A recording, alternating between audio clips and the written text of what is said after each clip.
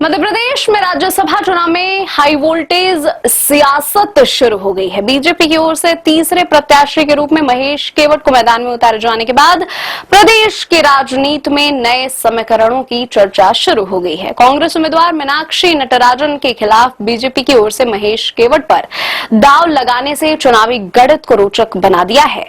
BJP की ओर से महेश केवट की दावेदारी से कांग्रेस के भीतर विधायकों की एक बड़ी टूट को भी हवा दे दी है। बीजेपी ने तीसरे उम्मीदवार के रूप में महेश केवट को उतारकर स्पष्ट संकेत दिया है कि उसे कांग्रेस विधायकों के समर्थन मिलने की पूरी संभावना है। यही वजह है कि अब नजरें कांग्रेस विधायकों पर टिक गई है। दरअसल बीजेपी राज्यसभा चुनाव मध्य प्रदेश में बड़ा खेला होने की तैयारी में है। विधानसभा की वर्तमान सदस्य संख्या के हिसाब से तीसरे उम्मीदवार की जीत के लिए बीजेपी को कांग्रेस के 8 विधायकों का समर्थन चाहिए है, यानी कम से कम कांग्रेस के 8 विधायकों को क्रॉस वोटिंग करनी होगी। बीजेपी ने महेश केवट को तीसरी सीट पर उतारकर कांग्रेस उम्मीदवार मीनाक्षी नटराजन के सामने बड़ी चुनौती खड़ी कर दी है। मध्य प्रदेश में राज्यसभा की 3 सीटों पर चुनाव हो रहे हैं। राज्यसभा चुनाव को लेकर बीजेपी ने जिस तरह से गेम प्लान बनाया है उसमें कांग्रेस फंस गई है।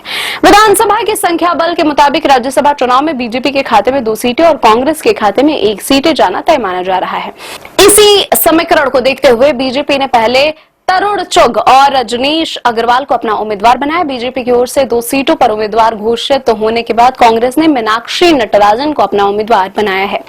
कांग्रेस के मीनाक्षी नटराजन के उम्मीदवार बनाए जाने के बाद कांग्रेस के भीतर असंतोष के सुर सुनाई पड़ने लगे हैं।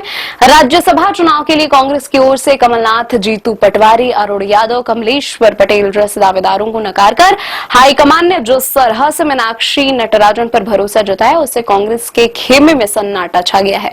कमलनाथ जैसे दिग्गज नेताओं की ओर मीनाक्षी नटराजन को सोशल मीडिया पर बधाई नहीं देना भी सियासी गलियारों में खूब चर्चा के केंद्र में है। ऐसे में बीजेपी ने मौका देखते हुए महेश केवट को रविवार रात अपना उम्मीदवार बनाकर एक बड़ा दांव चल दिया। यह और बात है कि 2016 में बीजेपी की ऐसी ही कोशिश नाकाम रही थी, लेकिन इस बार जिस तरह से कमलनाथ और दिग्विजय गुट की नाराजगी की खबरें सामने आ रही है उससे राज्यसभा चुनाव में बड़ा खेला हो सकता है।